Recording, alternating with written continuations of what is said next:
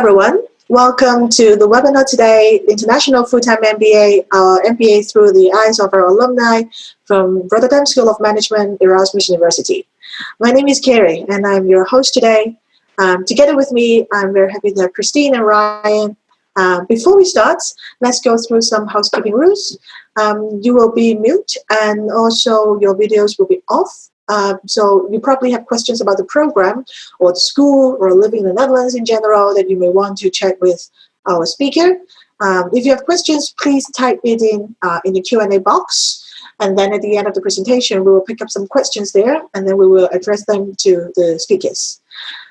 So let's get started. I am the recruitment and admissions manager of the program, and I'm also the interviewer of all MBAs here in RSM. Together with me, we have Christine and also Ryan. Both of you, would you like to tell us a little bit about yourself? Yeah, you want to go first, Christine? We said we would decide how this goes with our hand gestures. But hi, everybody. My name is Christine Hernandez. As Carrie has mentioned, I'm from the class of 2020. I was born and raised in the Philippines, now living in the Netherlands. Yeah, my name is Ryan from the United States. I went to the Netherlands, loved it, absolutely. Brought my wife and one kid, and then my daughter's actually born in the Netherlands, a little Dutch baby. And then we could talk about this later, but really had the goal of staying in Europe. But unfortunately, there was a job opportunity back in the US that's too good to turn down. And so it was a very hard decision for us to decide to leave because it's just such a fantastic country. But happy to answer questions and happy to be here. Thank you so much. So Christine is currently in the Netherlands and Ryan is now based in the US. So let's get started. I mean, both of you came all the way from the other side of the world to RSM, to the Netherlands to do your MBA. Let's see what we are going to talk about today. First of all, I would like both of you to tell us a little bit about why you want to do an MBA in the first place, your motivation. Why did you choose the Netherlands? Why did you come to RSM? What links you? And then we can talk a bit about different parts of the curriculum, like the personal leadership development program, any support you get from our career center, the living management project, study tour, internship, and the social life. And obviously, Ryan is going to share with us how he managed to, for his studies and then job hunting, and then have the whole family living with him. It was all me, not my wife at all. I did everything. Yeah. And then at the end, some advice for our MBA candidates. So at the first place, do you want to tell us your motivation of an MBA and why RSM? Why the Netherlands?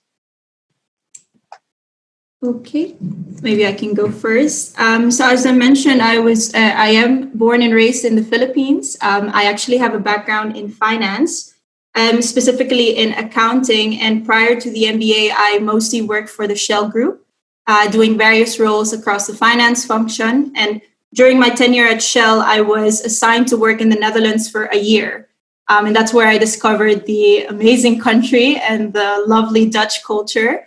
And basically, long story short, is that it was one of the best years of my life. And since relocating to a foreign country actually invites you to challenge your status quo and what you've grown up around, the moment I got back to the Philippines, I started actually just asking myself the questions of, am I still happy doing what I do? Am I still happy where I am? Or can I actually change things?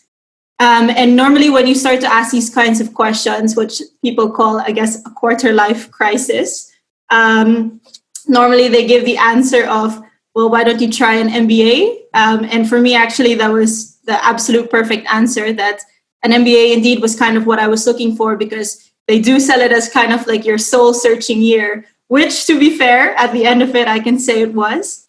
And since I had a really good experience in the Netherlands when I worked here for a year, I actually started researching MBA schools here, and that's when I found RSM. So RSM, I found actually wasn't, it wasn't really marketed so much. And I found that to be a bit strange, because when I started researching about the school, it was just absolutely amazing in terms of what I was reading.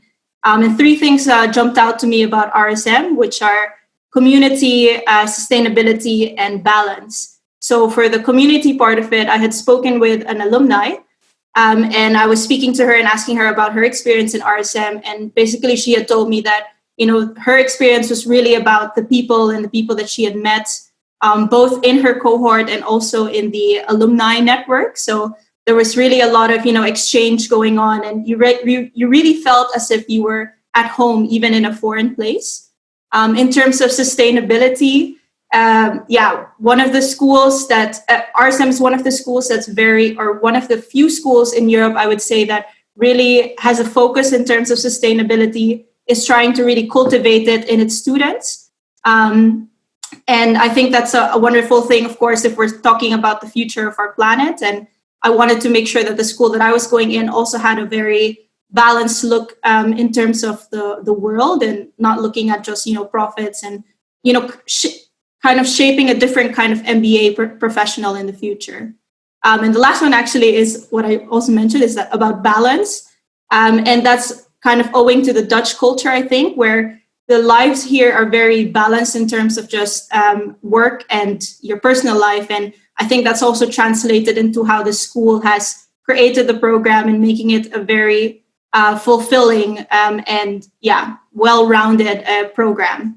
So this was reaffirmed when I actually came to Europe for holidays, and I did a campus visit with Carrie actually at that time, and it was just what I was seeing with my own two eyes when I had arrived here, and basically everything else was history. And 2 years later, I am absolutely loving that I made that decision, and that's why I decided why I ended up here. Over to you, Ryan. We never talked about this, Christine, but there are a lot of parallels. This is really interesting. So I lived in the Netherlands as a kid. So I was very fortunate where my dad worked for Northwest Airlines, and there was a partnership with KLM, and you'll learn this about the Netherlands, but the airport's called Schiphol, and it's a very popular airport. Anyway, so we lived in the Netherlands from about 10 to, it was 4 or 5 years, so like 12 to 16, and absolutely loved it. And ever since I left, I always wanted to come back. And as I thought of kind of an easy way to enter into the European market and get to the Netherlands, the MBA was kind of some sort of education was always in the back of my head. And when I graduated from university, I started doing sales, business development for a startup in the US. Loved it, but after a few years, I kind of wanted a little more stability and wanted to grow into sort of larger companies. And all the research, was showing, and I'm sure you are all seeing this as well, a lot of job markets, jobs I was interested in 4 or 5 years down the road were all MBA preferred. And I was kind of like, okay, I think this is kind of a thing that people are looking for. And as I did my research into it, US-based MBAs, I felt were kind of just taking your money. Most of them are 2-year programs, and you can't really work during that time. You can get an internship in the summertime, but really, it's very expensive. And I actually did the math, ran the numbers, and it was actually cheaper to go all the way to Europe to do an MBA in Europe than it was to do the US MBAs I was interested in, which I thought was ridiculous. But anyway, so I was very interested in Europe for that reason, and the Netherlands specifically. Bringing my wife, we want to pick a country where English, was easy to speak. And you'd be amazed, all the research I'm sure you've already done, the Netherlands is the number one place for foreigners who speak English. I mean, it's phenomenal. We ended up living in an apartment complex, my wife and I, with like 5 other people, and all of them, I'm not exaggerating, were over the age of 70, and all of them spoke English. Some maybe weren't as good as others, but it blew my mind. The Dutch people are amazing, which we'll get into later. But anyway, so for that reason, I wanted to go to the RSM MBA. And then, like Christine was mentioning, there's a weird coincidence where my wife and I were traveling through Europe. This is about 1.5 years before I decided to go to the school. And I just kind of called them up and said, hey, this is really weird, but there's this one day on a Saturday where I'm actually going to come through. Could I just accidentally just kind of tour the campus and look around? And they're like, it's funny you say that. 4 times a year, we have an open day where people come in and they do some seminars and explanation. And that is one of our 4 days out of the year, was that Saturday that I was going to be there, which was crazy. So I got to go there, meet some people and understand the school. And anyways, like Christine, I totally fell in love with the whole situation. And And we'll get into this later, but what I like too about the structure of RSM MBA is they structure it where it's very, very difficult the first term, and then every term gets easier and easier, which allows you more time for networking, more time for internships, more interviews. I mean, they really are respectful of your time. And so they make it very difficult in the beginning. And I think that's a smart, I don't know if it's by design, Carrie may not tell us the truth on that, but what it forces you to do is it forces you to befriend everybody else. Everyone forgets about any pride they had because, you know, you're in January in the Netherlands. It's extremely dark. It's a depressing time anyways of the year. And you're forced to really work with those around you. And it creates a special bond. And I didn't get that same vibe from other MBA schools. You're not competing against everyone else. You're really encouraging everyone, which was really cool to see. And for those reasons, it was a no-brainer to go to RSM. Thank you so much for sharing your motivation and how much you like the Netherlands and RSM during the MBA. One of the things that I hear a lot from our candidates that they're attracted to RSM because of the diversity of the class and also, of course, our alumni network. So we are always telling people that we are at least 95 and the past few years, 99% international students. How does such a classroom influence you and maybe become also like part of the leadership or other soft skills training for you? Christine, do you want to do every other? I feel bad that you always have to go first. Let's You tell me though. And then, so yeah, just so, because I feel bad because you have all the pressure to say all the good stuff and then I just steal from you. Yeah, this is a huge selling point on the school. What is really, really cool is everyone feels like a foreigner at the school. So for example, if you go to other MBA programs, they may have, 20% is foreign.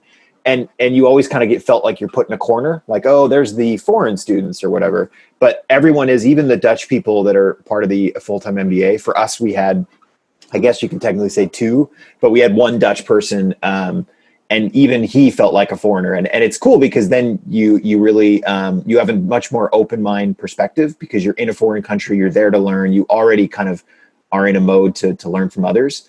And it's amazing. I mean, I got to meet someone from Iran, and Christine can talk later about Hadi. He's hilarious, but he's the first Iranian that I really got to know on a personal level. I mean, how cool is that someone from the United States can get to know someone on a personal level from Iran?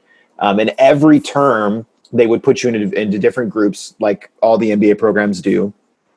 And it's extremely international, not only in terms of what country, or I should say diverse, not only in terms of country or sex, but also their background. They purposely put various people, they don't have one group that's only sales people. They don't have one group that's only finance. They really mix you up so you can, learn from other people's experiences. I mean, in one instance it was me, a Russian, an Indonesian, a Pakistani, and a Canadian. And they were like, work together.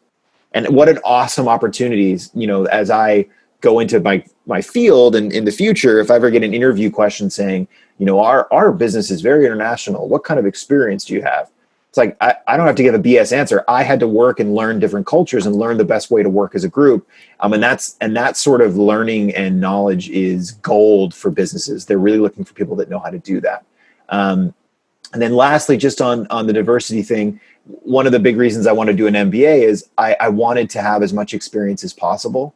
And what better way to have good experience than to live the lives of your various fellow students? Because not only are they diverse in terms of nationality and sex, but their amount of years in work. I think, correct me if I'm wrong, Carrie, I think it's 5 is the requirement. And the average age, I think, was 31, I think, for us, Christine.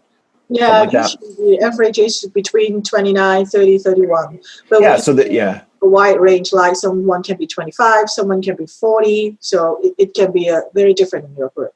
Which is really cool because then you get to live these various lives of people. So in your classrooms, that's the best part for me about the MBA is what the other students are saying. The class lectures are great and the professors are fantastic, but it's only as good as your cohort because they can really add value with their own experience.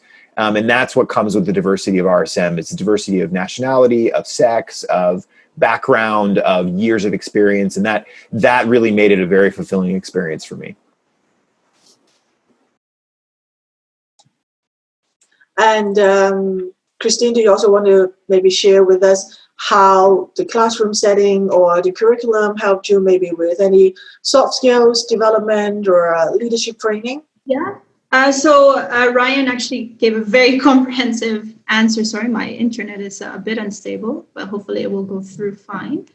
But just to add on to the bit where, companies in the future, they're looking for a different kind of leader. And it's not only about people who can really deliver results, but then people who can deliver results with, the team. So not as an individual, but then as a group.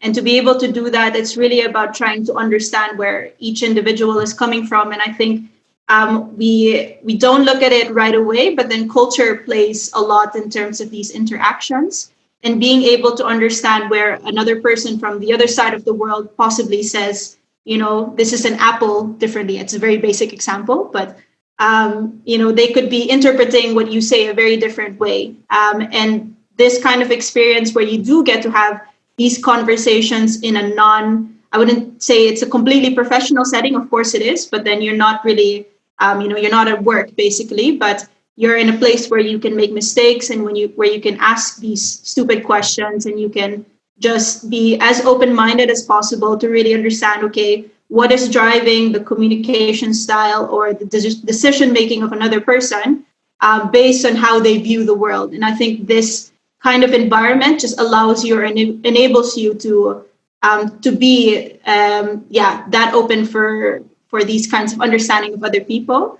So that's more on the professional side. I would say as well on the social side, it's absolutely amazing because even if you haven't traveled the world, being able to speak to your classmates, asking about their own countries, what are the things, what are the cultural norms that they have when, how they celebrate birthdays or, how parents are in terms of disciplining their children, like all of these different things that can just range from anything under the sun.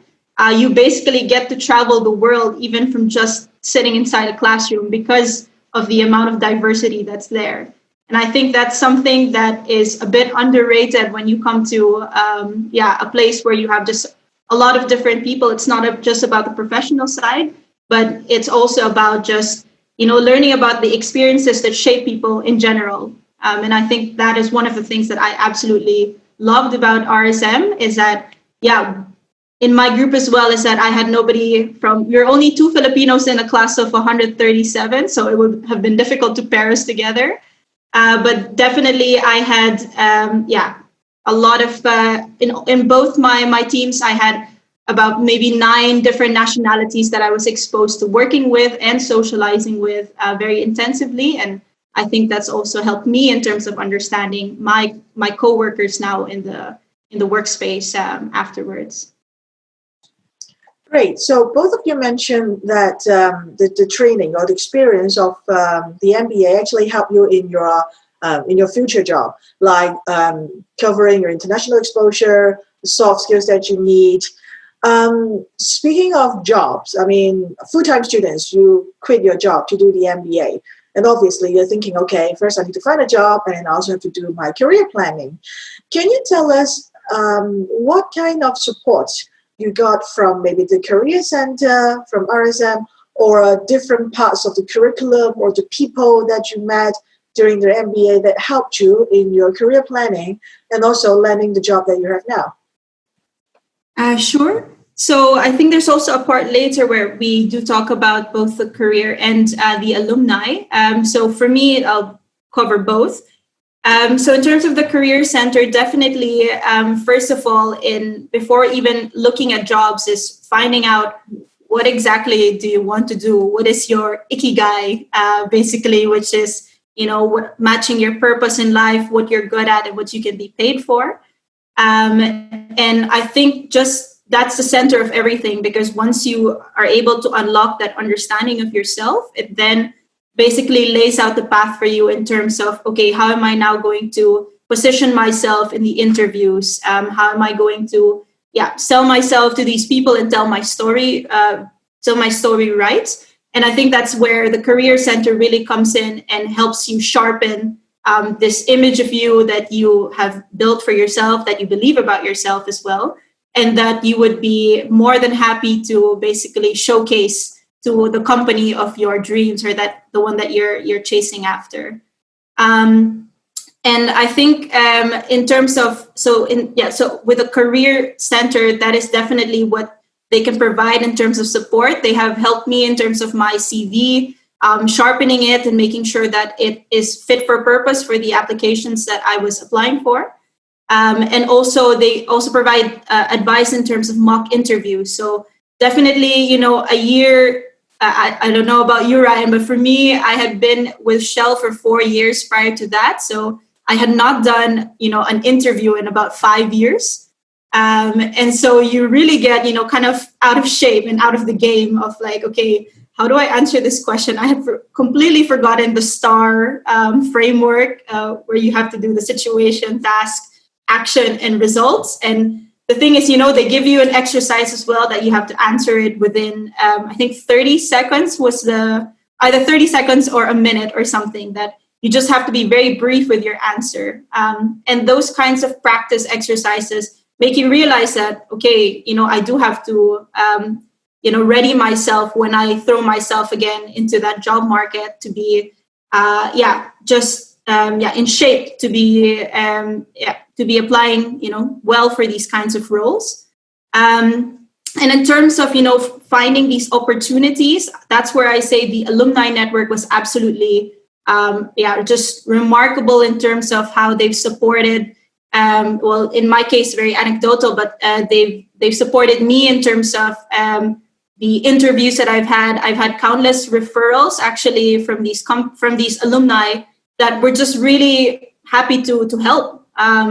Especially now, and this is not my story, but from my classmates, I am hearing that especially with the COVID situation, there are a lot of job cuts that are happening, and people do reach out saying that, hey, I heard of a position in my company, like, let me know if you're interested and I will refer you.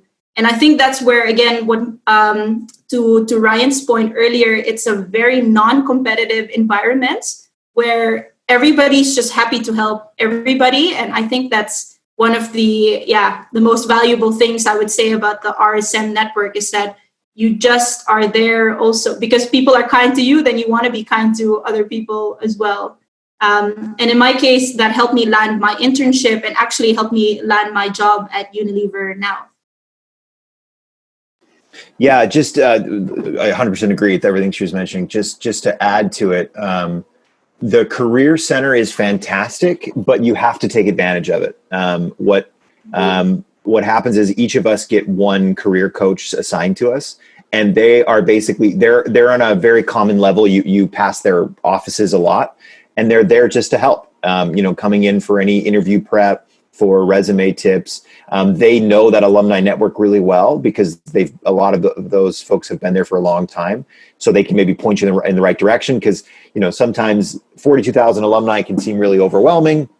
Going through LinkedIn is actually pretty easy. It's really cool to search by company, by title, and like Christine said, everyone I reached out to, I think my response rate was probably 85%.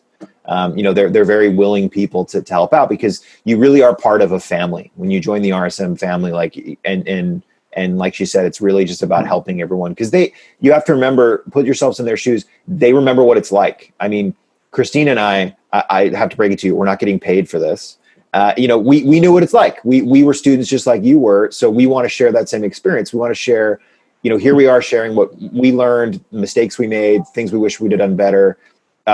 For you folks, because we know you were in your position, and it is about giving back, and it just happens naturally that no one at RSM sat us down and said, okay, now that you're graduated, you got to help out. No, we want to help those that are coming after we are. And then just back to that about really taking initiative. There's some things in the beginning. There's sort of a hand holding in the first 2 terms. They have a couple courses and networking events that they kind of force you to go to, which is like updating your resume, practicing interviewing. And then eventually they kind of let go of that hand. And then it's your job to really be on it and be proactive. And Christine and I can both attest that, people that are really proactive on that, they had much more opportunities for jobs and interviews and networking events and what have you. And those that maybe waited a little too long, there are, consequences to that. And so it is sort of a game of RSM does give you a lot of more free time in term 3 and term 4. And it's just about using that to your best of your ability, but use the Career Center. They're extremely helpful and there to be, your guides, but they're only as good as you use them. Mm.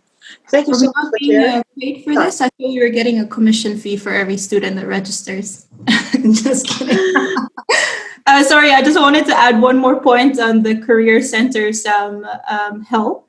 They also throughout the year organize these events called Alumni Insight Panels. And other than that, they also invite, so the Alumni Insight Panels are from our alumni students that come and share their experience. But at the same time, they also sometimes request like companies if they want to come to RSM, speak about their company, share any opportunities that are coming up. So it's basically just both events are a way to get you exposed to people already working in big or small companies in the Netherlands, or I think even outside afterwards. Thank you so much for sharing. I know that I will only pick up questions at the end of the presentation, but there are some questions I think is very related to the Career Center, so maybe I can take them here. One question is, did you know what you wanted to do after the MBA before you joined the program, or is it something that evolved during the program? I think you can speak about yourself. You can also speak about maybe the classmate that you have. Do they stick to their plans, or do they actually change their plans during the MBA? Oh no, we stuck with our plans the whole time. We were So I don't know if Christine knew this. This is hilarious. I thought I wanted to do consulting when I started in. And I learned very quickly that consulting is probably not the best life for those that have 2 kids. So there's actually a really cool, I think it happens every year that they do this, Carrie, but it's a British guy who started like a consulting, like HR hiring firm. And he basically gives you, he basically says, I'm going to speak for about an hour. And at any point, if this sounds unattractive to you, you can get up and leave. It's not rude at all. And it was super cool. He just went through like all the things that you have to go through in consulting. Like it's obviously very rewarding. You get to work with a lot of great companies, but there's certain things that, work-life balance is maybe not the greatest. Anyways, and slowly people started leaving, and it was just cool. He was just very direct on that lifestyle. So yeah, I came in with sort of a sales. That's kind of what I wanted to do. Or I came in sales, meaning I didn't want to do that. I wanted to do the consulting route, and then left kind of really falling in love with business development. But yeah, people change all the time. A lot of groups are looking to kind of go more sustainability route. And from my experience, most of them maybe didn't end at a sustainable company, but meaning that the company was just devoted to sustainability. But they got with companies that have a sustainability focus, that they're, like Christine mentioned, that the Netherlands, it's just built into their DNA. It's not like there's a section of the workforce that's just sustainability. It's just that all companies think about it and they talk about it, and then it's a very important piece. It's not just an add-on. It's crucial to what they're doing. And so that there are a lot of people that went that route and wanted to go to more of the sustainable focused companies. But yeah, people moved all over the place. They went into supply chain. They went into e-commerce. We have one that went into robotics.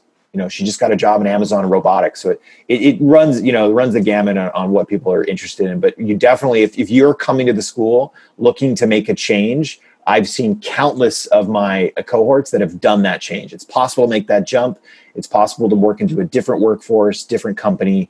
Anything's possible. It just takes a lot of work and strategy and asking for help. But yeah, you can make it happen. Yeah. That's great. I'm happy to hear that actually. I mean, of course, I also heard from students that many of them, they changed their plan.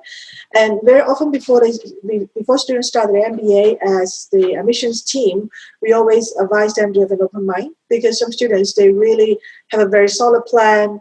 In the Netherlands, which company, which office, almost which seat that they want to go to. But I always tell them, come on, hold on. I mean, I know that you're very excited. You really want to make your plan happening, but be open and don't be scared if you're going to change your mind. I mean, it's a transformational journey during the MBA. You're going to find out a lot about yourself, especially in a new environment with people that are giving you a lot of new knowledge and insights. It's logical that you will change. And I'm glad that many of you actually take it very well, and also allow yourself, with the help of the Career Center, to help you what you really, really want to do, instead of just trying to stick to the plan and not changing at all.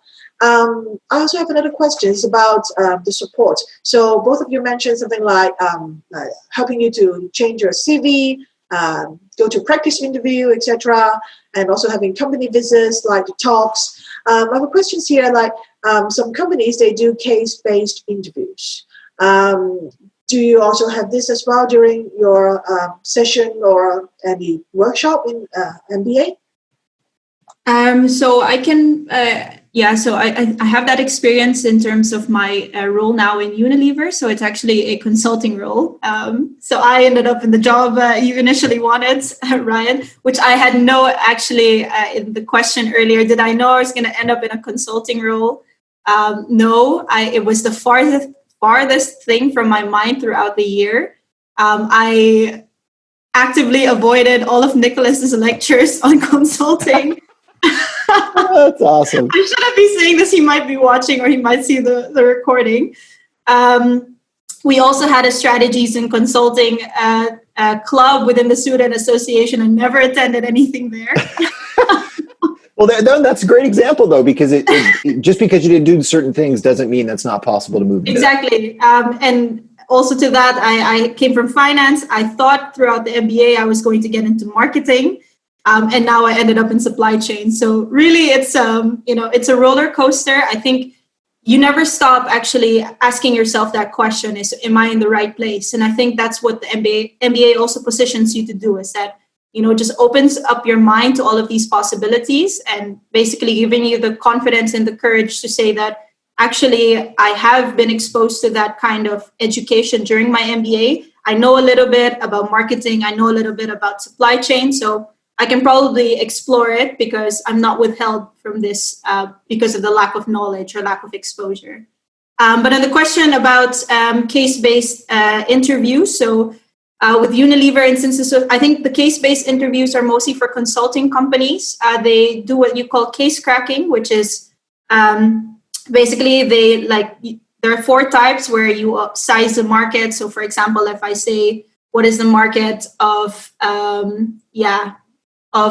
what do you call this, insulated water bottles in the Netherlands, and you basically have to calculate, okay, it's a size of about 100 million euros, something like that.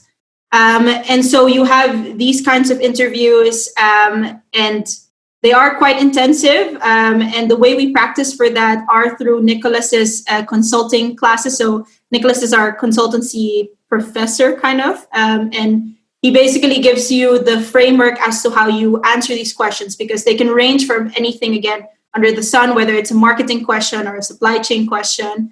But what matters is just how you tackle it. And it's the approach in which you take, which is making sure that it's, the the famous MISI that he says, which is mutually exclusive and collectively exhaustive. So apart from Nicholas's sessions, we also have the Strategy and Consulting Club, which I mentioned, which as part of the club, they do organize case cracking sessions. So you take these cases and you actually practice with your classmates. So that's a really good exercise, especially when you're just trying to, exercise your brain and how to look at these problems and how to break it down and how to just, practice with the different frameworks that are set out. So I think that is what I can say for the case-based interviews. Yeah, thank you. So both of you talk about consulting and also the cases. Part of the curriculum is the Living Management Project, and I haven't done the program, but I understand that it is like a consultancy project. We used to even call it a consultancy project. Do you think you can share with us your experience with this Living Management Project? What company did you work with, and how was your experience then? How did it actually help you to become a consultant, or to know that you don't want to be a consultant? What did you learn from it? I lost track who goes first now. Go ahead, Ryan. Living Management Project is probably top 3 best things at the MBA program. I absolutely loved it. Your first 2 terms at the program, you're learning all the basics. Nicholas, as Christine mentioned, is teaching all the ways to really help in terms of consultancy. and then you get to live that experience. They give you a real life client, and for, I think it's 6 weeks, Carrie, is that right? 6 weeks, I think is what, 4 weeks. So you have 4 weeks where it's you and a group, and it's your group from term 2. So you already know each other. You've already developed this rapport, and you get assigned one company with one particular problem. And then you are just working together trying to solve it. There are no classes. They do have like a life coach and a team coach that's there for you to kind of help you through the process. And then you get to meet with Nicholas every once in a while, but you're basically on your own. And you're working with the client, trying to really help their problem. And it was phenomenal. I loved it. And yeah, tons of experience. They were very blunt. I learned a lot. I made quite a few mistakes, and they were very helpful in guiding us in those. And this happened for a lot of people, so I don't want to sound conceited, but in the end of it, we present to them our findings, and usually they bring some kind of higher ups at their company. And I actually was offered a product management position at the company based on my work there. So that was really humbling and really cool to see that, it does happen, and not all the time, but the LMP does, create opportunities. And I know people that, because of the networks with these companies, they were able to find jobs at other companies there. And what's cool is Hervé was my contact at Medline. He's like the VP of product there for Europe. And, we still keep in contact today. I reached out, I had a conversation with him just a few months ago because, COVID, it's been crazy for Medline. As you can imagine, due to COVID, they're supplying a lot of stuff in these hospitals. And it's just cool to have that relationship there. And actually I was able to, I knew a guy who did some supply chain stuff in China who created masks, and was able to hook them up with Medline and provide a lot more equipment. So just cool stuff like that I was able to do the LMP. So very, very awesome, great experience. And again, one of the top 3 things that I really enjoyed at RSM. Yeah, so I think to add on to that, so what Ryan mentioned is that, you're not going to be an expert at the, so the thing is like the companies are assigned randomly, and you have no idea what challenge is going to be presented to you. So it's only going to be by luck if you have any relevant experience to the problem and to the industry that you're going to be working with. And I think it gives you a preview into what the consulting industry is like. And it's just that you have to be kind of a jack of all trades, or you also just have to be doing the basic things right, which is asking the right questions, cultivating the relationship with the client, and also just being able to present really complex idea in a very simplified form. And the LMP, which is short for the Living Management Project, it allows you to do all of these things, because once you're able to, if you can imagine just solving a problem that you have no idea whatsoever about, how much more when it's something that is within your field, within your expertise. It gives you also the confidence to be able to approach problems that you would have been very afraid of before to tackle, but because you've now been exposed to this kind of situation, it becomes a lot easier then to look at the problems that you have now. At the same time, you're also working with your second term team again, and working in a very intense timeline. So for my team, I don't know about you, Ryan, but we met from 9 to 6 p.m. So basically, you're working. It's hard to kind of shift your mindset into I'm studying into like now I'm working full time. But we met from 9 to 6 every weekday to smash out this project within 4 weeks.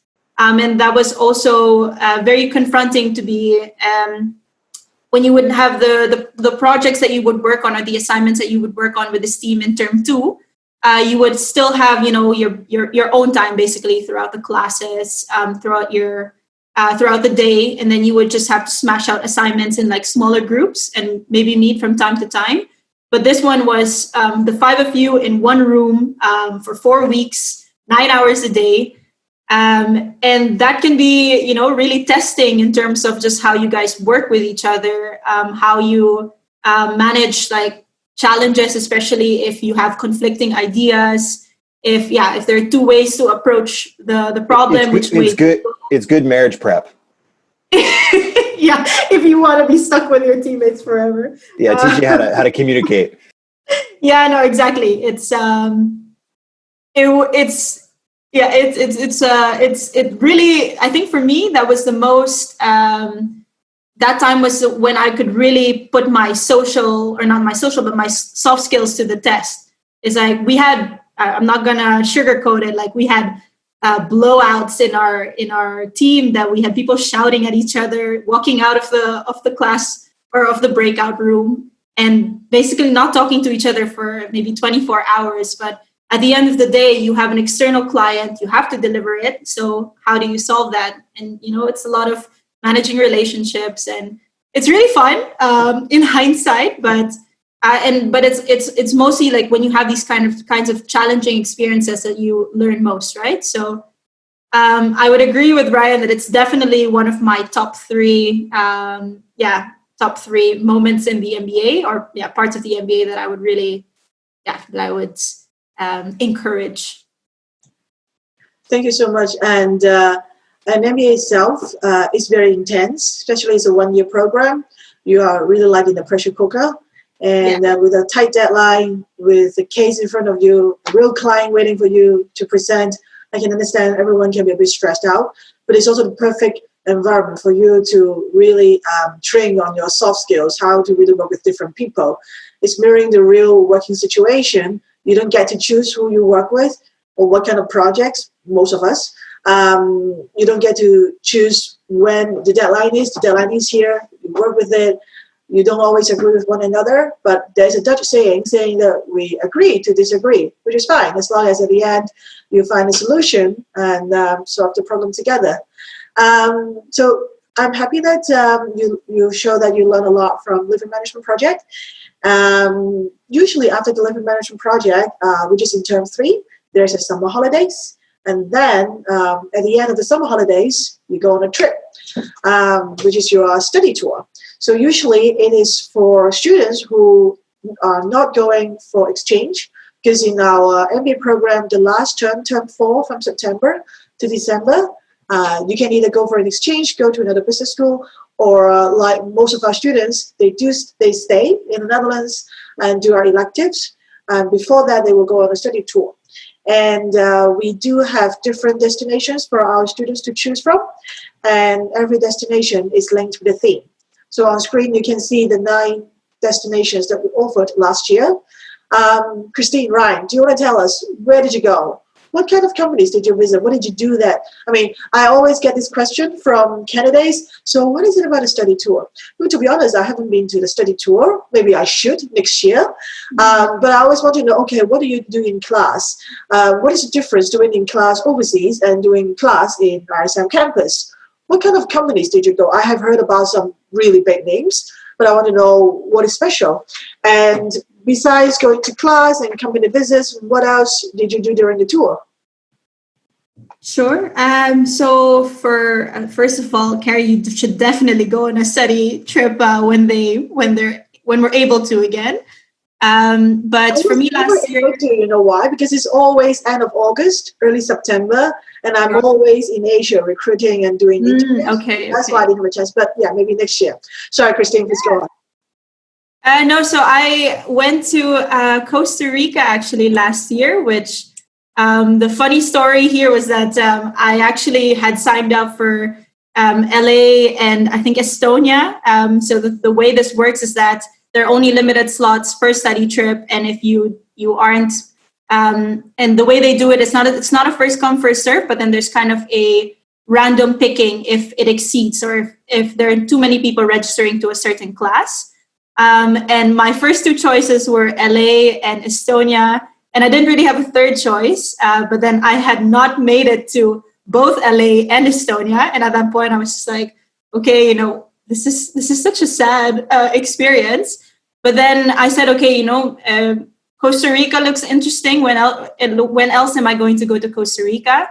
And you make these choices actually in the first 2 months of the year. So you don't really know what you're signing up for yet. It's kind of just, okay, I have an inkling that I want to learn a little bit more about marketing. So I wanted to do the course in LA.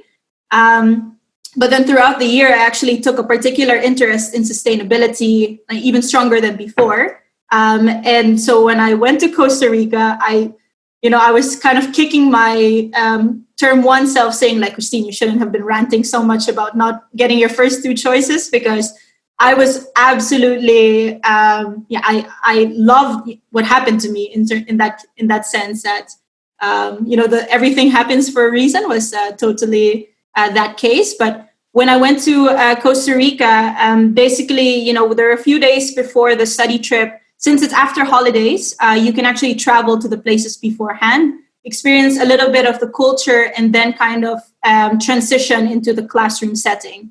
So I had traveled Costa Rica about 4 days beforehand.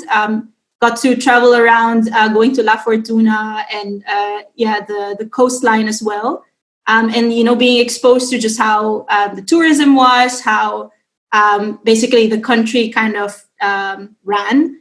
And then transitioned into the whole classroom setting where we talked about sustainable businesses. So our basic or the whole lecture in Costa Rica was that, and I'm not sure if people in the call are aware of this, but although you have your GDP and these are the things that kind of are the main KPI that look at the progress of a company. There's actually this new performance index, which is called the Social Progress Index, which not only looks at your GDP, but then translates this GDP into how it's reinvesting back into its population, whether they're getting access to water and to electricity, whether they have access to basic healthcare, education. So it now translates the GDP into a more how it impacts the lives of its people. And the strange thing or the great thing about Costa Rica was that the social progress index of the company is very high for a country that has very low GDP. So in that sense, that it's one of the countries that are along the ranks of Western European countries, which are basically rich countries, but then so it's not able to earn so much, but it's able to reinvest back into its people quite efficiently. So that's the reason why this was offered. And here we were able to learn about how basically companies are doing things right. So not just looking at, how can I profit myself? How can I get money back into my pockets? But then how can I run a business that is not only benefiting me, but then is also considering what it does to the environment, considering what it does to the people within its location or even, a little bit outside of it. And how can the different moving parts the different moving parts of the ecosystem kind of contribute to that? So how can the government help? How can businesses around help? How can even the local people help? So, you're trying to piece together these parts in terms of, how to create businesses that will not just run for now, where, you use up resources in a certain area, both raw materials and people. And then at the end of 20 years, you basically have nothing left because you've basically used up all of these resources. So the whole class was about that. And what was really nice was that from the travel that you can do beforehand, you see it actually in practical, and then you see it in the theory that is being introduced to you throughout the lectures. So it really comes together very nicely. And apart from the whole educational bit of it, Costa Rica was just amazing. I loved being there. It had great food. It was a very relaxed lifestyle. It's the pura vida lifestyle. So it was, for me, I would say the top two of the highlights of my year at RSM. I went to Tallinn, Estonia. It's not as sexy as Costa Rica.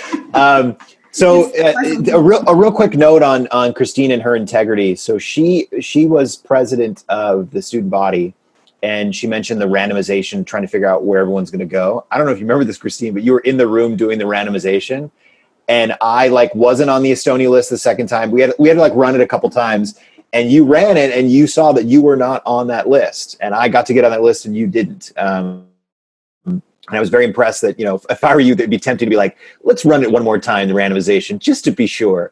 but no, she ran the randomization, and she was, it's a stressful time. Everybody wants this particular study trip they wanted to pick. And it was really cool to see her lead by example, to be like, no, I wasn't selected. I'm going to go to Costa Rica. And then, as she mentioned, in the end, it ended up being, a fantastic experience. And that's a lot you learn at RSM, is just what you expect and your expectations. You have to be comfortable with them shifting. And when you shift your mindset that way, you're able to really see the positive of those. And anyway, that's just a cool example. So Tallinn, Estonia, correct me if I'm wrong, but it is the only of these study trips, Carrie, where it's not actually linked to a school. So all the other study trips, there's a particular school that it's linked to. You go to that school, you interact with some of those professors. Tallinn is a unique experience where the country I didn't really know much about, but they are on the forefront of digitalization. They basically, you can vote online, you can do everything online except marriage, divorce, and buying land. And the reason they do those is they don't want to feel like you're coerced. They want to be able to see you in person, to know that you're actually agreeing to this. Everything else is digitalized, and you each have a specific code that's unique to you. It's amazing. Like, the whole country is just wired that way. So it makes them really a big hub for for startups. So our big focus was in the startup realm. We also went to Siemens, has a big factory there. We got to visit it and just really learn how to really take a company. And the whole theme was digitally moving your company, digitally moving it to the cloud, and really using technology at another level. Because everyone now, everyone uses Zoom. Everyone, most companies know how to work remote. But like, what's the next level? Estonia is it. They figured it out, and it was really cool to learn that. And then and I think it's the same case in Costa Rica. What's really cool about these study trips is it's not just you, it's also the executive MBA program. So at the same time that the full-time is going on, the executive, which is a 2-year program, is going on. The second year executive MBA students are also in these study trips with you. So you get to really bond with them. And I was put in a group with 3 other executive MBA students. So you get to know their lifestyle as well and network with them, because they're working at a full-time company in the Netherlands, and you get to learn kind of what they're doing and how does it work. And so at the end of the Estonia one, it finished with a presentation, and we were to present our idea as a group. And so it's a cool networking opportunity. Like Christine mentioned, you get the opportunity to know the area as well. I came a little bit early. You get to visit. I went to Helsinki because it's just north of Estonia. You get to see Finland. You got to see Estonia. It's a beautiful country. That picture is no joke. It's really what it looks like. And they're fantastic people. And each of these, like everyone I talked to, every internship, I didn't talk to anyone who hated their internship. Or I should say the study trip. Sorry. It's a fantastic experience and amazing. I got a couple questions. I'll answer these later. We'll get into it, but kind of on personal life. And so I have 2 kids, one who was born there in the Netherlands. And so she was born in November. So the second to last month I was there. And then my son, we moved, was 2 years old at the time. So I had a 2-year-old, and then obviously my newborn there. So we'll get into family life later. But yeah, study trip is definitely one of the top 3 for me as well in terms of highlights. It was a great opportunity to sort of disconnect a little bit from the school, get to know other people, other experiences and other places. So it was amazing. All right. Well, thank you so much for sharing. Because every year around September time, when students come back from their study trip, and I will hear, okay, what companies they went, and they usually have a fantastic experience. So it's very nice to hear. You can also go earlier if you want to combine it with a tour, and yeah, of course, do it earlier, because afterwards you have to come back for your electives already. So after the study tour, you did your electives here in RSM, and the design of the program is that during elective, because the time schedule can be quite flexible depending on which elective you choose, you probably have some free time. And while most of you will be doing job hunting, some of you also do an internship. Can you tell us if you did an internship, and what company, what did you do, how did you learn from it, how did you balance the time between, let's say, your internship job and still your studies? I think it's you, Christine. I lost track. It's you, Ryan. Oh gosh. Okay. Mine's a rare case. So I actually was doing an internship. I don't recommend this, but I actually did an internship from March on. I was working for, it was a a former business partner that I knew that was working at a different company. It's actually the company I'm working at now, who kind of hounded me and said, hey, I'd love for you to do an internship. He wanted actually me to quit school and come back to the US. And I was like, I'm not doing that. So that was, you can imagine the work-life balance was pretty tough there, where I was working 20 hours a week for a US company. So basically when I was done with work, schoolwork, I would get home, spend time with my wife and kids. And then from about 7 to 11 at night, I would be working again. So I don't recommend that. That's kind of insane. So my internship experience is a little bit weird, but I had tons of opportunities given to me. I mean, there's a lot of, if you're interested in internship, it's there for you. They do a cool, the Career Center at RSM does a cool little presentation on internships and sort of presents the positive, negative. The positive side is obviously a lot more experience. There's job potential. Christine and I are living examples of ended up working for the companies that we did internships with. That's not always the case. Sometimes it's just an internship and then that's it. And there isn't a job opportunity at the end. The negative side of it is our time was limited. I didn't have as much time to look for jobs and do as many interviews because I was busy with an internship. So there are give and takes on that. But if you're really interested in learning, it's a great opportunity. It's not a moneymaker. I mean, you do make some money for these internships, but I wouldn't, don't do it thinking you're going to make a lot of money. Really, it's about an experience at the time. And it could open up some extra doors, but just be aware of that sort of negative side to it is it does limit your time. We both know lots of people that did not do internships and they ended up getting jobs, no problem. So it's a little bit different, at least in American culture. An internship is almost a guarantee. Like if you don't screw up, there's a full-time job at the end, but that's not the case in Europe. European MBAs, it's not this sort of unspoken guarantee. Now, in cases, if you're an awesome person like Christine, you do get an offer at the end and you end up doing an awesome job and you kick butt, but that's not always the case. But I actually didn't get it in the department that I was working for, Ryan, but I'll get into that. Yeah, but I mean, the idea is like you end up working for that, which is cool, right? Yeah, indeed. So I actually got my internship through an alumna at RSM. So she was working for Unilever at that time.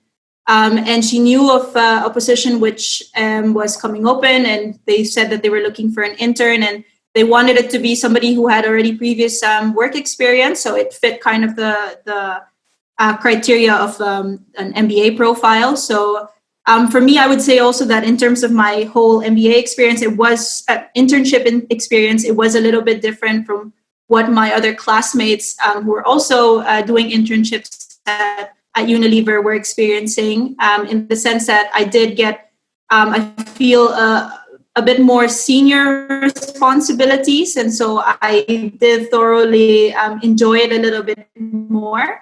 But at the same time, what I would say to that one is that I think for internships, you have to be very careful about what your expectations are out of it. So basically, there are different ways or different things that you can actually get from it, which is one that is you just want to have your foot in the door, which is just, getting that kind of exposure, which for me, I think, even without this whole, with the responsibility to the actual, really much gets some benefit from being exposed to the culture, being exposed to the different people within the organization. So when I had applied to the role I had now, instead of, reaching out to somebody on LinkedIn, I basically went to Skype and I pinged the hiring manager and I said, hey, this position looks interesting. Like, would you kind of consider me for this role? And you have that kind of opportunity when you're already inside the company. So that's definitely something that I would say is such a unique benefit that you would get if you're doing an internship. But it's also how you decide to leverage it or capitalize on it, right? And another one is that you can just basically expose yourself to the industry and to the company. Like, do I really want to be working in this kind of industry? I went from oil and gas to FMCG. Is this now something that I see myself in the future doing? So it's really all about aligning what expectations you want to get out of it. Now, if I was doing a finance role within Unilever, because most of the internships actually are targeted at bachelor students, so you won't really expect, or you shouldn't really expect to do, really high exposure, high responsibility work right away. So I think it's all about making sure that you know what you want to get out of the experience, the internship experience, whether it's the network. If you want to hone your skills a little bit more, I would actually say that maybe doing an internship, like for me, if I were to do another finance internship, that wouldn't really make sense given my experience already in the finance function.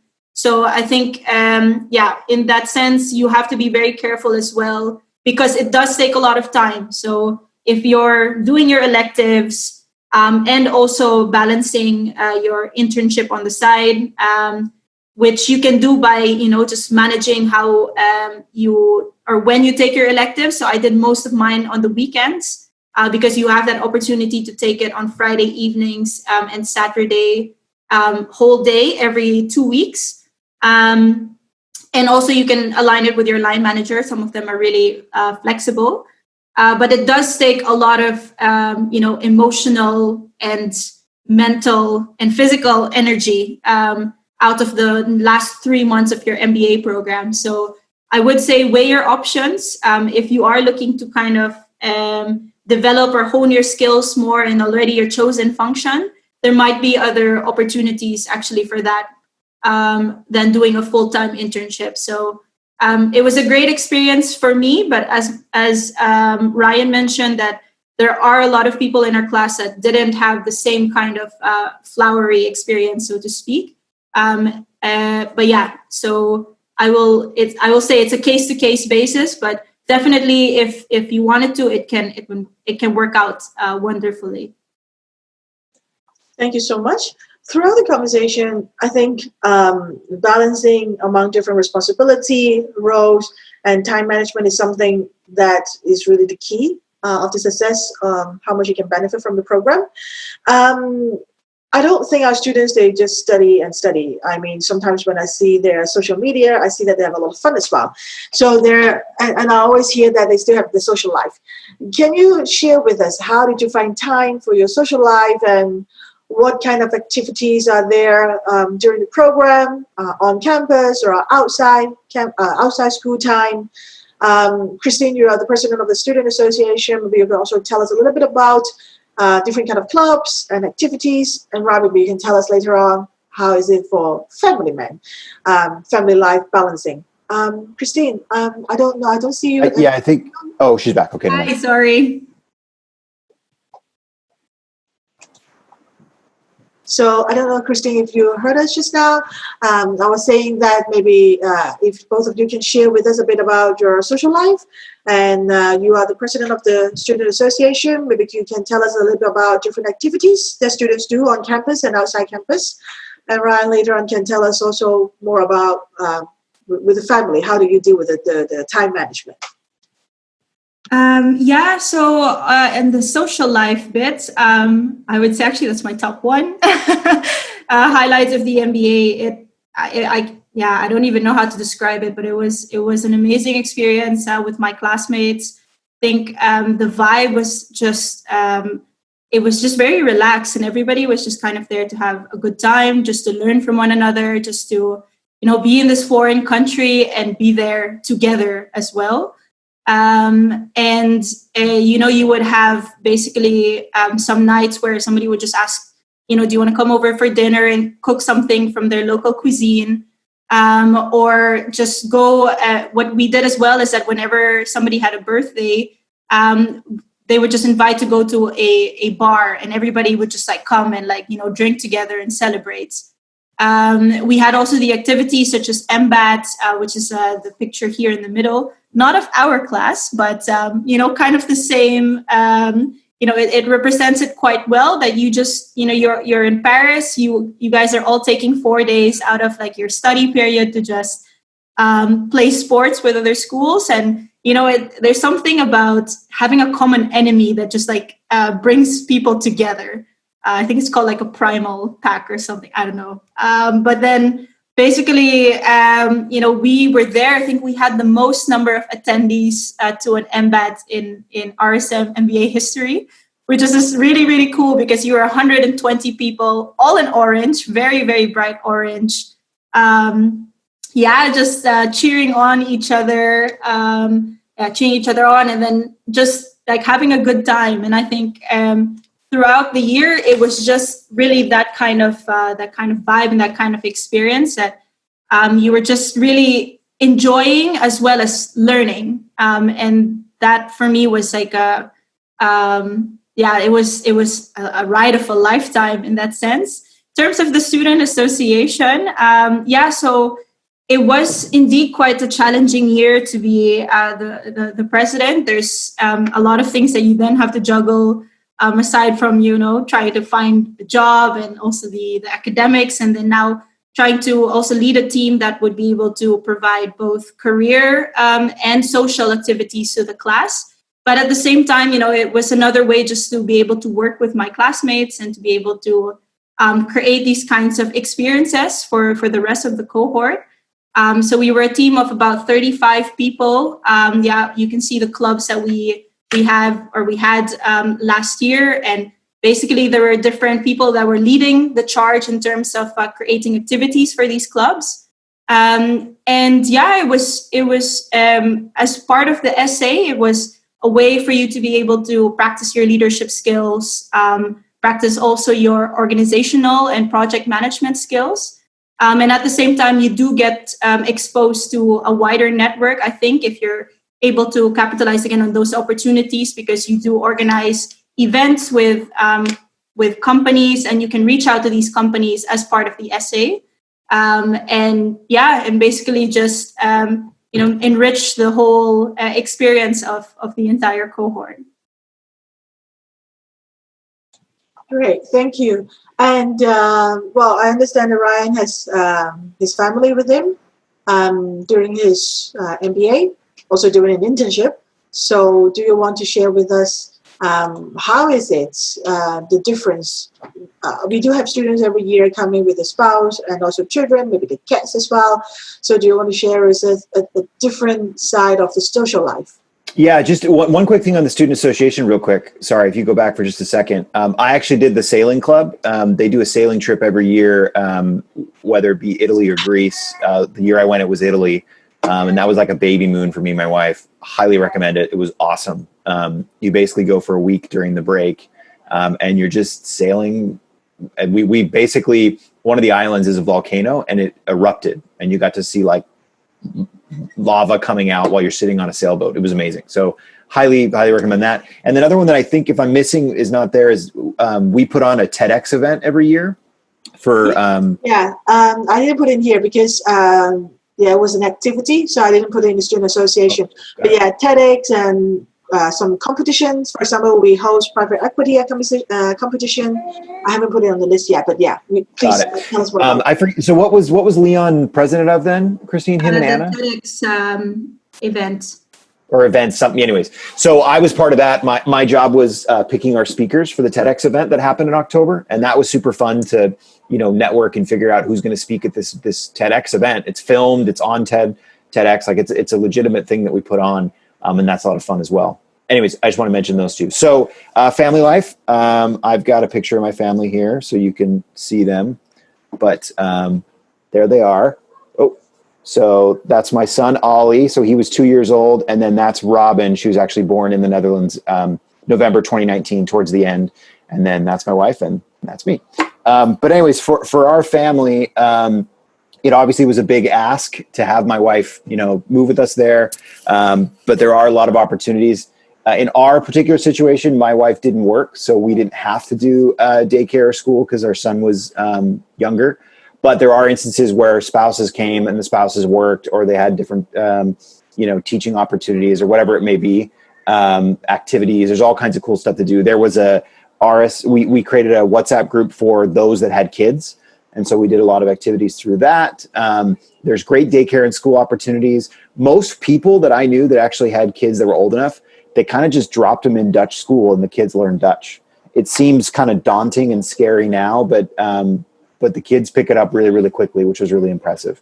Healthcare was great. You just pay at the beginning, you get it set up through RSM. They help you out with that. But healthcare for my wife and kids, and it was all affordable and easy, and giving birth in the Netherlands is really great. They're awesome. You actually kind of, my wife really adapted the Dutch life. We bike everywhere, obviously, and no joke, she biked to the hospital for our appointment at 9 months. She biked there with my son on the back in a seat. She biked to the appointment and then biked home. And on the way home, she was like, I think I kind of feel something. And then like 6 hours later, our daughter was born. So you really you just go with the Dutch life. But yeah, really, really awesome experience. Really great. I mean, we would do it again. We'd have kids there again. It was awesome. People are really, really nice. There's tons of parks. My son loved going in our area where we lived, which is pretty close to the campus. I mean, there was 4 or 5 parks within a biking distance. I mean, the Netherlands is a very, very family-friendly country. It's very common to see families just on bikes. The thing called bakfiets, which is it's basically like a box in front of on the front of a bike, and kids are just like thrown in there and they just bike with them. But it's just amazing. It's a very, very family-friendly atmosphere, and I would highly recommend it. And what's cool is RSM was also very family-friendly. Carrie and Christine can attest to this, but my son would visit all the time. With our busy schedule, we always had lunch, and so I made it a point to be that my wife and kid would visit me during lunchtime, and it was really cool. You're very welcoming in them. We would just sit down together and eat. My son got to get to know all the other students, and it's a good exposure to different cultures, different people, and it was just awesome. And all the students and faculty were very kind, very helpful. It can relieve a lot of stress to know that you have that support network. And yeah, I highly, if you're thinking like, I've got kids, I don't know if I should do it, or I highly recommend it. The support network is there. It's amazing. It's great exposure for your kids to learn different cultures and languages. And yeah, I would do it again in a heartbeat. Yeah. Thank you so much. It was always nice seeing your kid on campus. Sometimes with a stressful day, you see a little kid walking to you. Oh, so cute. I do have a question here about spouse working. Just want to share with the candidates is that according to the immigration policy of the Netherlands, if you're bringing your spouse with you, your spouse is having a dependent visa on you, which is a student visa, and this spouse visa does not allow them to work. So unless they find a job that will sponsor their visa, or they're already European citizen, they don't really need special work permit. Otherwise, usually they're not allowed to work. Some spouse, they will do something else, like maybe learning Dutch or finding another, maybe taking care of the family. And even if they're not working, some of them, they still send the kid to the daycare maybe once a week because they may want to have a break themselves. I mean, it's not that if they are taking the kids, then 7 days a week they have to do it all the time. So this answer one of the question, and then I think before we open up the floor for questions, which we already answered some of them, something serious. I mean, we've been always serious, but I want to ask you. You're now talking a group of over 40 people that are thinking about an MBA, probably already registered, some of them already. And being an alumni, what is a piece of advice that you would give to them?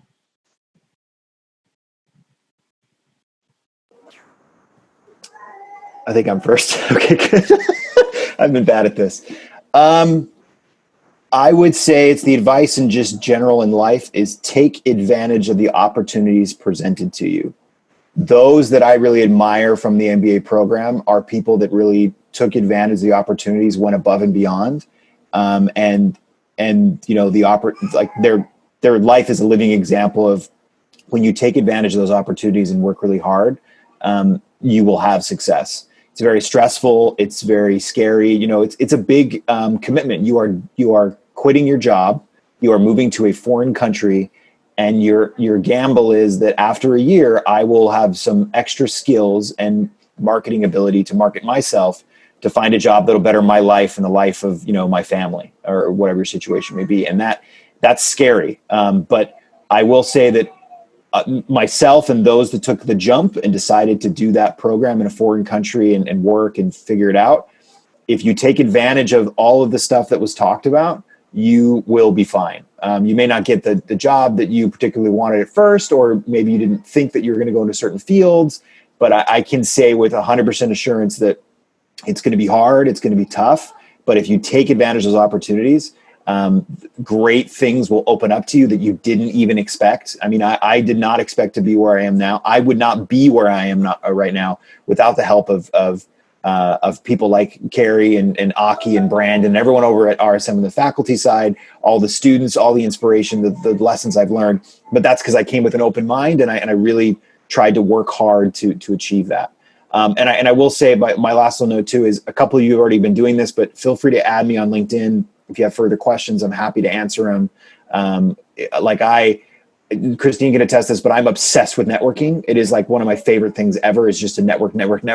I love it to death. I love LinkedIn. I love all that crap. So if you want any advice or help, my last little point, and I'll stop rambling. When you start the RSM program, you immediately think that you can't provide any value to the market. Like what value can I provide to LinkedIn or the job market? Because all I'm doing is asking for job. I'm only asking, I'm not giving. But you have to remember that you will be a rare case. You are someone that is going to an international MBA program in 2021 or 2022, whenever you do go. People want to know what that's like. And I was surprised by how much curiosity from people that I admired who had big jobs and big titles that they were like, what's it like? Like, tell me, like they wanted to know. So keep that perspective when you go to the program is you have value to the market. And so don't just be quiet on LinkedIn for a year. You can bring value of what lessons did you learn in a class? You took a sustainability class. What's that like? You went to Estonia. What's that? People want to know your experiences. So don't think that you have to be silent for a year and you just have to ask. Give as well. Look for ways to give and share your experiences.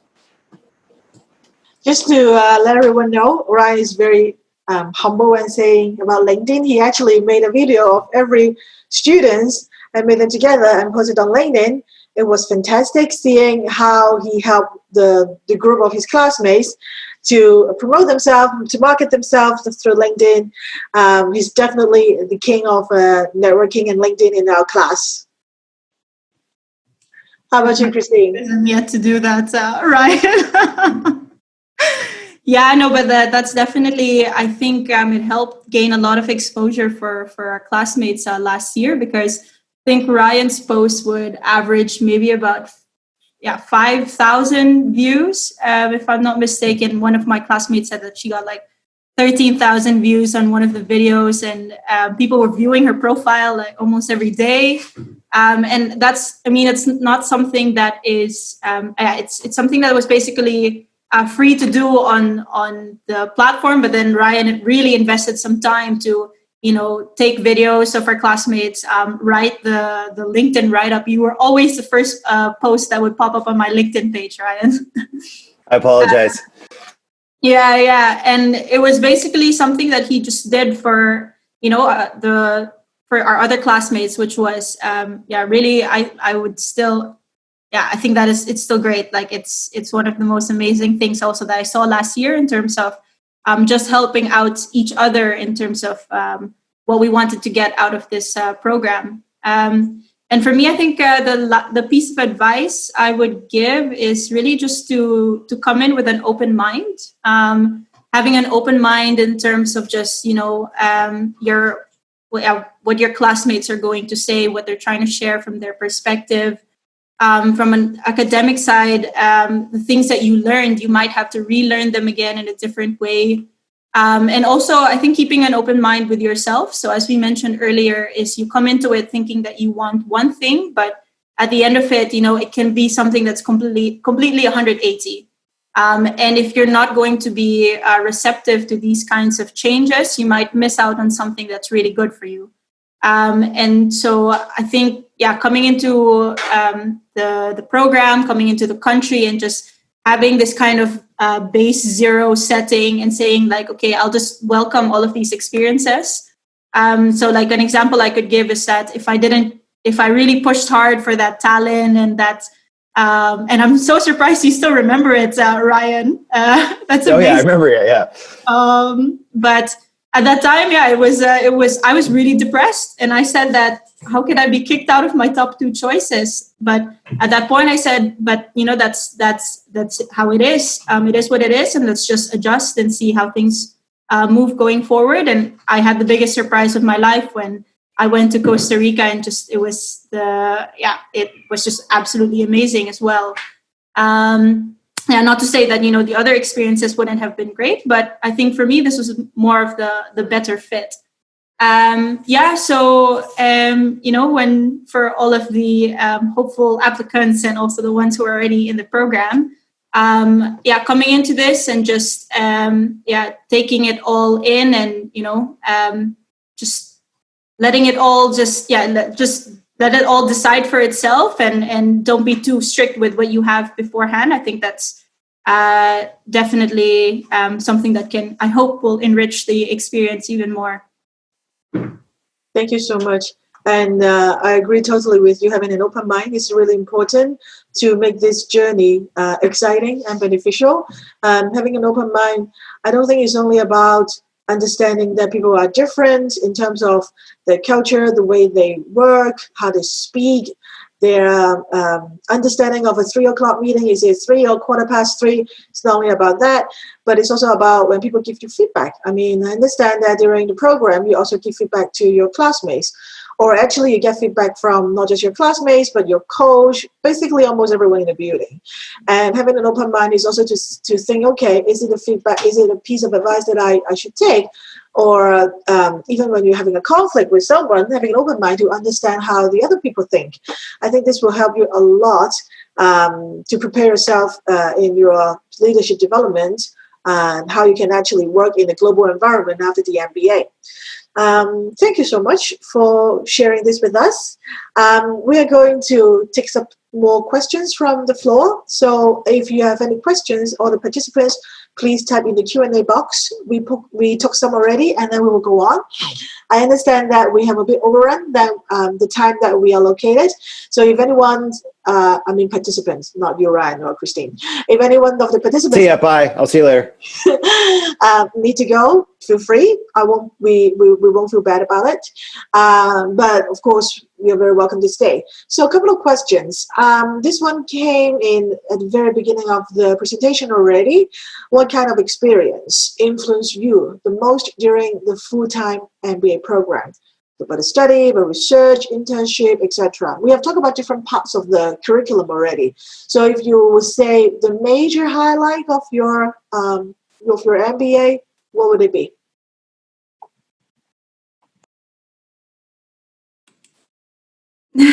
Okay.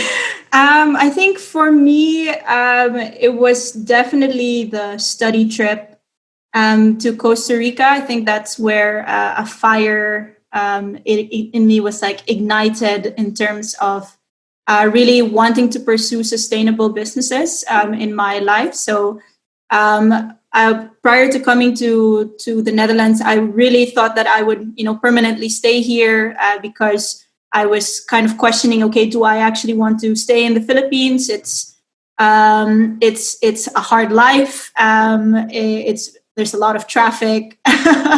There's also a lot of poverty.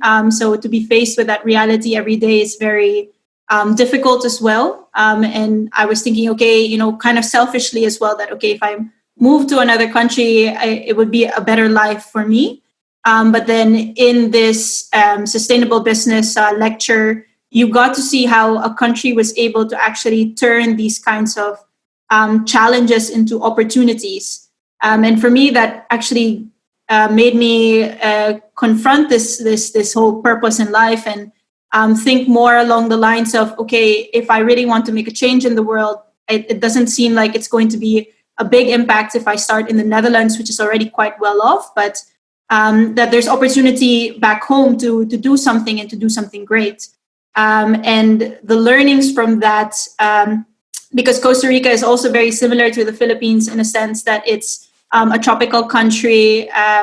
It used to be, at least Costa Rica was impoverished, but then now, they're doing a lot better. So it gave me hope on what I can possibly do in this world. And that has actually led me now into a certain path that I would like to, we'll see if I can deliver on that in the next 15 to 20 years' time. Yeah, I think some of the ones I already talked about, they were really L&P and just various other experiences I had. But one that maybe is not the most, but was one that stands out to me. One of my negatives of MBA programs in general, so cover your ears, Carrie, I'm going to say something negative about the program, is MBA programs that I feel don't put enough emphasis in sort of like leadership classes, like how to fire someone, how to hire someone. And what I found in the electives were these opportunities to take some more courses about leadership skills, specific leadership skills. Obviously, they have personal leadership development courses that talk about how to define yourself and help yourself gain your confidence. But I mean kind of more specific scenarios. And I was really glad to see RSM was one of the few that had these. Is I took business negotiations and another course called Leadership Presence. And they were phenomenal. They really stood out to me. The business negotiation course is taught by this guy from Boston, which is a city in the US, and they're known for being kind of intense and kind of in your face. And it was really fun. He really like pushed us to really do well in negotiations. And what was cool about the course was you would have a negotiation every day. You negotiated with someone else in the class, whether some of them were group negotiations, some were singular negotiations. And the way the grade system worked is there were certain outcomes of the negotiation. And if you created a win-win scenario, you both would get like a 90%, like an 85% on the for that particular assignment. But if you created a win-lose situation, you would get 100% and the other person would get like 70%. So it was this interesting dynamic where if you did create a win-win, you wouldn't get the best grade. And so anyways, it was a cool dynamic where we had to kind of learn how to work together and how to be honest and would you be open with the person with you. And it was a really cool leadership experience. And then leadership presence class, this is a course co-taught between a psychologist at RSM and co-taught by some local actors in the Netherlands. And it was really cool. It was about really having presence, how to present yourself, not to put, how to position, using your hands, speaking, eye contact. And basically every day in that course, you would be speaking in front of groups that give you certain scenarios. And then in a safe environment, they would critique you and say, hey, Ryan, like for my big negative was that I don't spread my arms out. I keep them in. And so my overall sort of message, my body language was very closed and not very open.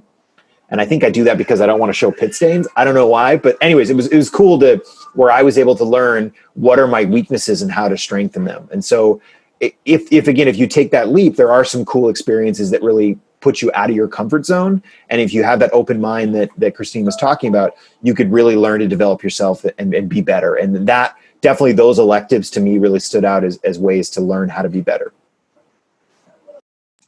Okay, well, thank you so much. It's really helpful to know that. And of course, we take the feedback and then we're going to see how we can update our curriculum. We have another question here. It's more about the Dutch culture. So this question is, we continuously hear about the great Dutch culture and way of life. How is the Dutch culture like in your opinion?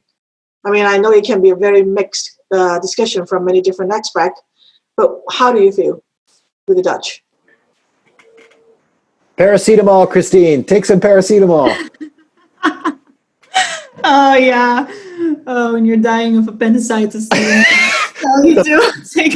joke in the Netherlands is you could be like bleeding out of the side. Like you could have a big cut in your leg and they'd be like, take some paracetamol, which is basically like Tylenol. Take some paracetamol, you'll be fine. Like the Dutch are very funny that way. I'll do real quick.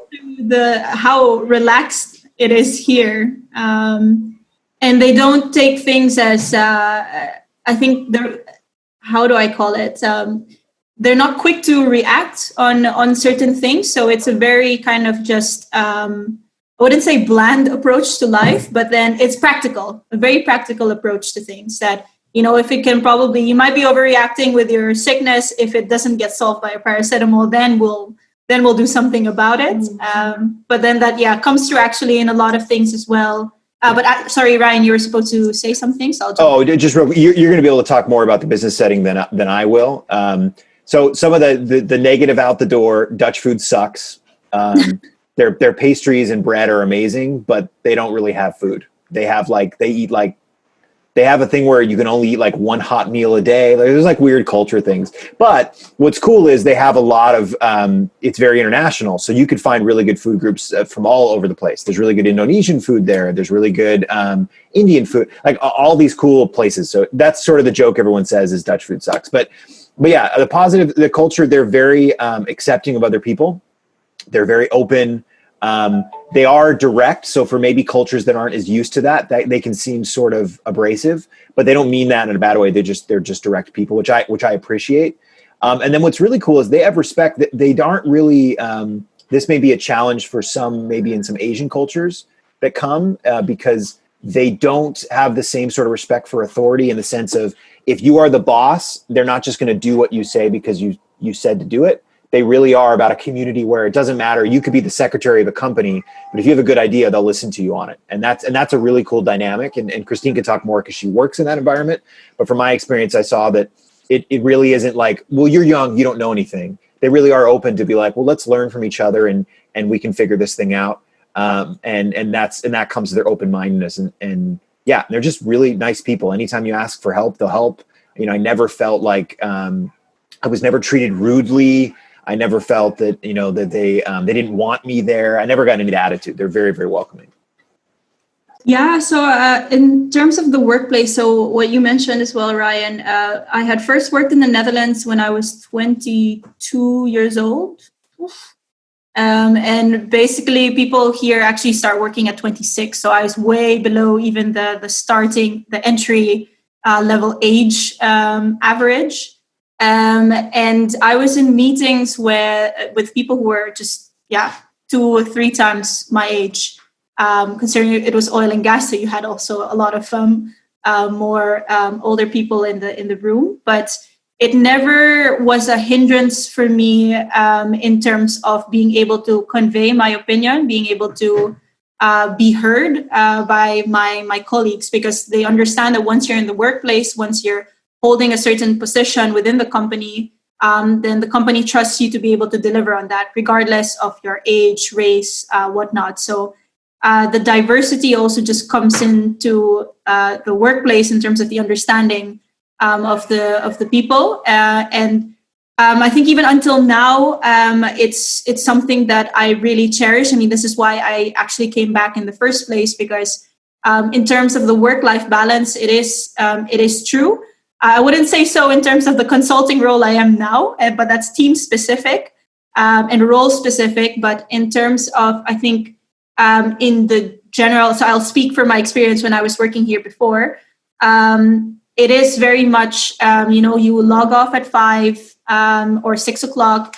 Normally, when you're working in the office, you won't really see a lot of people past 5:30. So there is that kind of unspoken rule that you have a life outside of work, and I think that comes with, because you're expected to do your own groceries, you're expected to take care of your children, to do all of these life matters post 5:30. So they want to be able to respect that, but at the same time, I really feel that people are, or at least in the office, they don't watch the hours you clock in.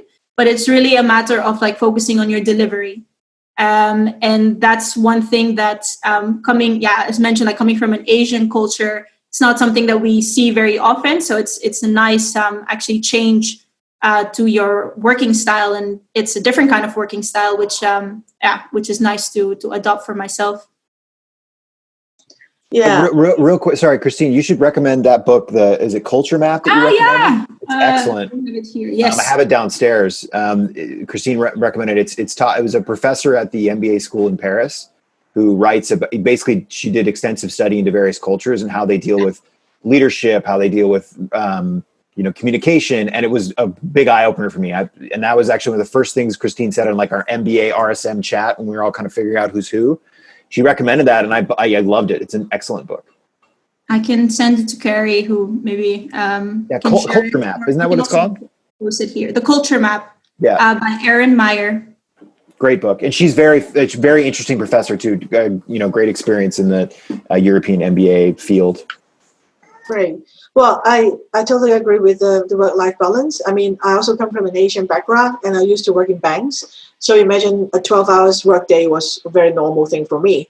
I was very shocked when I first came here more than 10 years ago. People really just leave. And I would think, okay, you just leave. It's fine. It's 4 even sometimes if they start early. I mean, people here also have very flexible schedule. You can always talk to your employee if you want to start at 7, you want to work 4 days instead of 5 days. You want to have taking a papa's day or a mama's day is also very flexible here. And I always wonder, okay, European people usually they say they're very slow. They don't answer a question or email after 5. Now I understand. I didn't know how they actually maintain their business. And I think, hold on, but actually the Netherlands is one of the strongest economy in Europe. So apparently it still works. I mean, they can still go home on time. They don't have to work overtime, but they still have a very good economy. They can have things done. Still, it's like a mystery to me. I'm still trying to figure it out.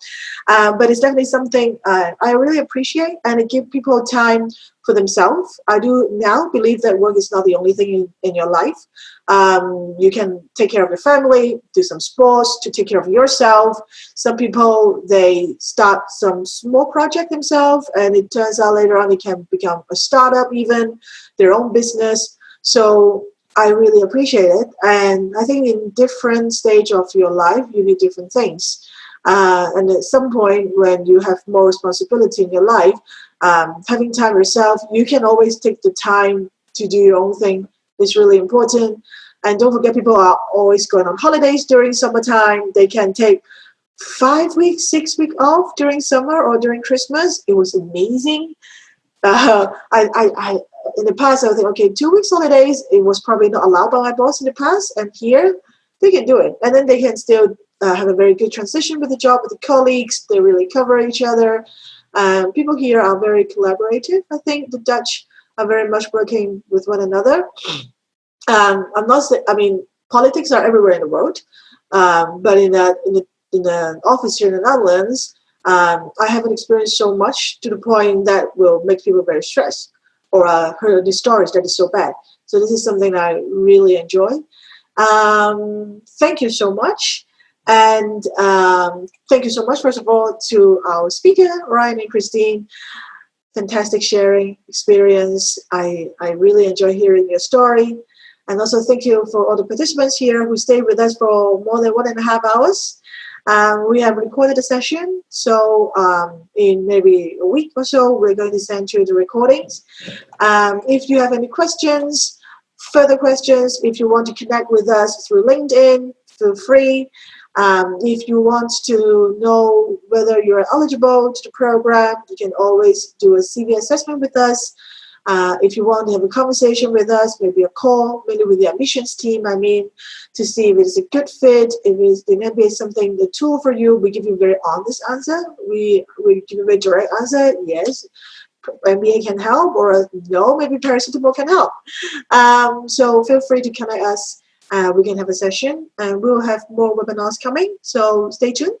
Thank you, everyone. Good day. Good morning, maybe for some of you, good afternoon, good evening, good night. We'll see you next time. Thank you. Bye. Bye.